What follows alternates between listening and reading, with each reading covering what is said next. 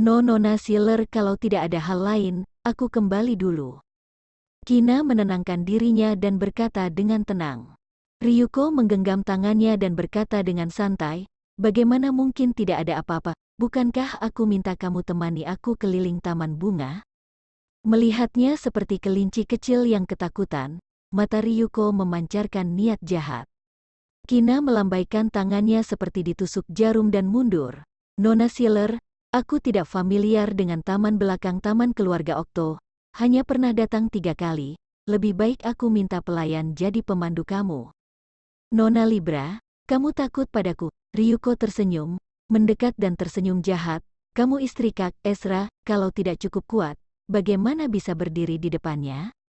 Benar kan, Nona Libra? Jadi kamu tidak perlu takut aku, meskipun aku punya niat itu padamu. Kina merasa kulit kepalanya kebas. Kalau dia hanya saingan sederhana, dia tidak akan setakut ini. Ryuko menatapnya dengan aneh, seolah ingin menelannya hidup-hidup. Tidak peduli tatapan itu asli atau pura-pura, itu sungguh menakutkan. Permisi, Nona Sealer. Terlepas dari ketidaksopanannya, dia berbalik dan berjalan masuk rumah. Setelah berjalan beberapa langkah, tiba-tiba ada rasa sakit yang tajam di pergelangan kakinya, dan Kina berteriak, "Aa!" Tubuhnya jatuh ke rumput, keringat dingin muncul di dahinya. Nona Libra, kenapa begitu ceroboh? Ryuko mendatanginya sambil tersenyum dan berjongkok, bisakah kamu berdiri? Biarkan aku papah kamu.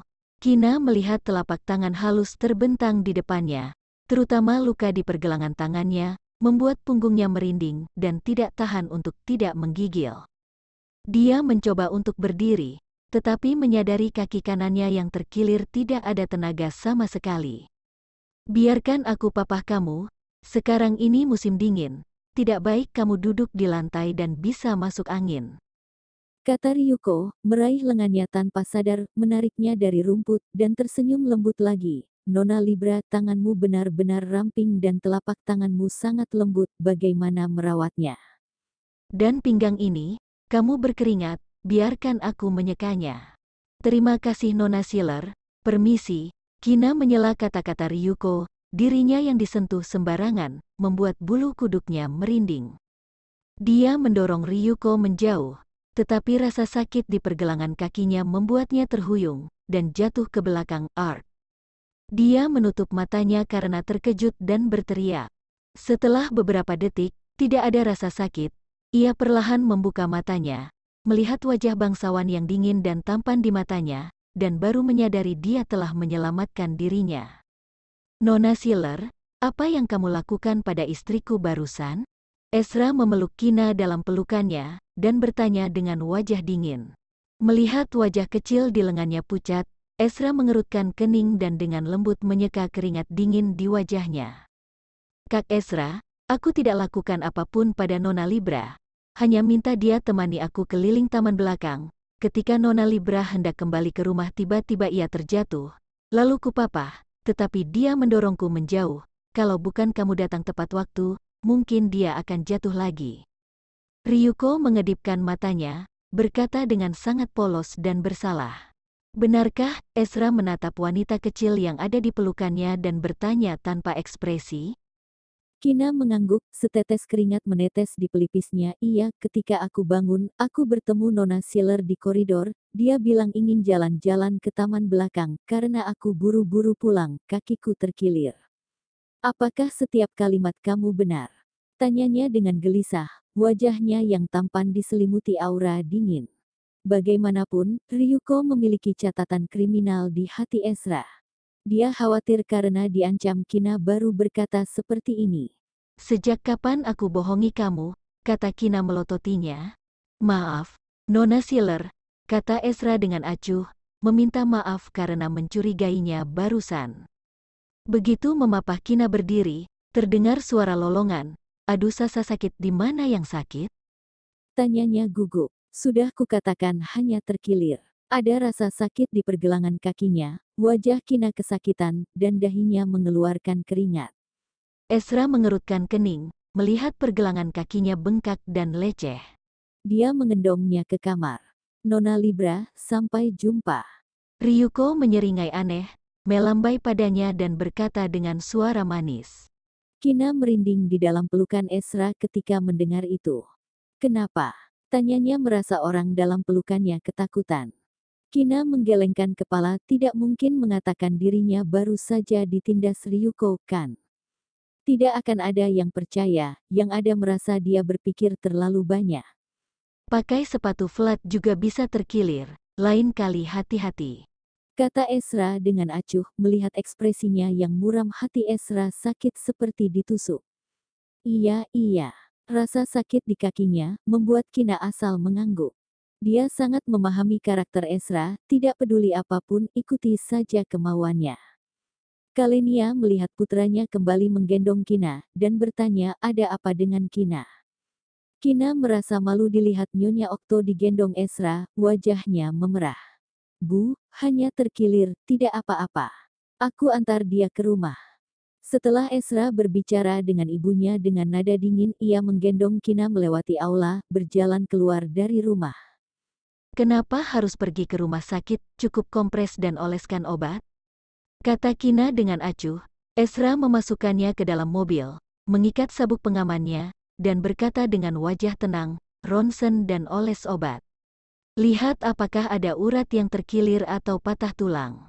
Kalau patah tulang tidak diobati tepat waktu bisa ada pergeseran tulang. Kalau tulang retak menjadi serius akan sebabkan kelainan bentuk, suamiku, banyak sekali yang kamu ketahui. Kina tersenyum menyipitkan matanya, tetapi hatinya berdegup kencang. Seolah masalah sepele apapun bisa menjadi masalah besar di matanya. Sebuah luka sayatan bisa ia pikirkan sampai tetanus, amputasi, dan sebabkan kematian. Sekarang ketika kakinya terkilir, dia juga bisa berpikir sampai patah tulang, dan kelainan bentuk. Ezra menutup erat bibirnya, melirik Kina sekilas, kemudian menyalakan mobil dan pergi. Apa yang Ryuko katakan padamu di belakang taman? Tanyanya dengan pelan, tidak berpikir keduanya hanya keliling taman belakang. Melihat ekspresi takutnya pada Ryuko, dia tahu ada sesuatu. Ezra menutup erat bibirnya, melirik Kina sekilas, kemudian menyalakan mobil dan pergi. Apa yang Ryuko katakan padamu di belakang taman? Tanyanya dengan pelan, tidak berpikir keduanya hanya keliling taman belakang. Melihat ekspresi takutnya pada Ryuko, dia tahu ada sesuatu. Tidak ada, Kina menggelengkan kepala. Melihat Ezra melindunginya di depan Ryuko, dia merasa Ezra pernah menyukai Ryuko, tetapi hanya sekedar suka, tidak termasuk sekarang. Aku ingin tahu, katakan, katanya dengan tegas, hati-hati mengemudi, perhatikan jalan. Kata Kina mengalihkan pembicaraan. Cerit, dia menginjak rem mendadak dan parkir di tengah jalan. Untungnya, ini Giant milik keluarga Okto, jadi tidak akan ada kendaraan lain. Kina menarik nafas dalam-dalam, memegang jantung dan menatapnya. Dia dengan gemetar bertanya, ada apa denganmu? Apa yang dia katakan padamu? Dia bertanya dengan suara keras dan menindas. Setelah berhenti sejenak, kembali berkata, aku akan cium kamu sampai kamu mengatakannya. Kina menutup mulutnya dan menatap Ezra dengan tidak percaya. Kenapa cara bicara dia semakin vulgar? Katakan tidak. Suaranya sedikit berat, sambil perlahan mendekatinya. Kina menutup mulutnya sambil menjawab, kukatakan, kamu jangan terlalu dekat. Ezra menatapnya sejenak, lalu duduk tegak dan mengemudikan mobil lagi. Nona Sealer memintaku untuk bawa dia keliling taman belakang, kemudian cerita tentang kakek dengan kakeknya yang teman seperjuangan, keluarga Okto dan keluarga Sealer yang berteman, kamu dan dia kenal sejak kecil. Kina menceritakan apa yang dikatakan Ryuko padanya tanpa kekurangan satu kata pun. Namun, masalah Ryuko menindasnya, ia tidak memberitahu Ezra. Setelah itu, Ezra berkata dengan dingin, aku tidak menyukainya. Kina tercengang selama 3 detik, lalu tersenyum manis, kamu menyukaiku? Sekalipun Ryuko menyukainya, memangnya kenapa kalau Ryuko ingin merebutnya dariku? Selama dia hanya suka padaku, itu sudah cukup. Ezra menutup bibirnya dan tidak menanggapinya. Ngomong-ngomong, bukankah dia tidak bisa sentuh kamu saat itu? Kenapa sekarang bisa sentuh kamu lagi? Tahukah kamu mengapa? Dia mengerutkan kening dan bertanya-tanya tidak tahu. Kalau, seandainya, Kina melirik wajahnya yang tampan dan tegas, dan berkata dengan ragu, kalau Ryuko nyatakan cinta padamu saat itu, terus kamu tidak alergi, dan keluarga Sealer tidak pindah, akankah kalian bersama? Dia menekankan lagi, itu hanya seandainya saja, tidak. Matanya menatap mata Kina yang penasaran, aku sudah berjanji akan menikahimu saat itu. Ah, mata Kina membelalak besar, saat itu dia baru berumur berapa, dan dirinya baru berumur berapa? Pernikahan mereka, apakah dimulai sejak kecil? Lalu, sehari sebelum menikah kamu yang menjebakku. Dia merasa itu sangat mungkin. Wajah Ezra sedikit dingin, dan suhu di mobil tiba-tiba turun, bukan? Aku hanya tanya, tidak ada maksud lain. Merasa ketidaksenangannya, Kina menyusutkan lehernya, dan berkata dengan bersalah. Kamu dibius malam itu? Ezra meliriknya dan berkata dengan dingin, aku tidak ingat. Kina menundukkan kepalanya, tidak berani membayangkan apa konsekuensinya kalau tidak bertemu dengannya. Malam itu aku baru saja keluar dari kamar hotel, dan kamu langsung jatuhkan aku, cium aku dengan paksa, dengan teknik cium yang sangat tersentak-sentak, kemudian mulai lepaskan pakaianku. Hentikan, jangan katakan lagi, teriak Kina dengan wajah merah. Kina merasa dirinya tidak begitu lapar akan hasrat, dia pasti asal bicara. Kamu bilang tidak ingat, aku hanya memberitahu kamu adegan saat itu. Ezra melirik wajah merahnya dan berkata dengan santai. Fokus mengemudi, jangan bicara. Kina menggunakan tangannya untuk mengipasi panas di wajahnya, dan nada bicaranya sangat malu. Namun, setelah dia mengatakan itu, ada beberapa gambar buram muncul di benaknya. Dia menolak mengakui, dirinya yang begitu polos, bagaimana mungkin haus akan hasrat. Setelah beberapa saat, dia bertanya lagi, kamu berjanji untuk menikah denganku. Kenapa aku tidak pernah melihatmu? Aku tidak berencana menikah denganmu secepat ini. Dia menyipitkan matanya, dan cahaya yang kompleks melintas.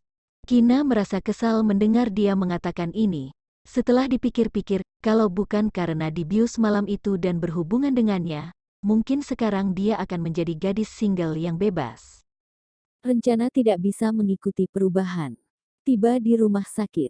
Setelah Ezra memarkirkan mobil, dia berjalan ke kursi penumpang depan, datang ke pintu mobil, membungkuk dengan lembut dan hati-hati mengangkat Kina dari kursi pengemudi.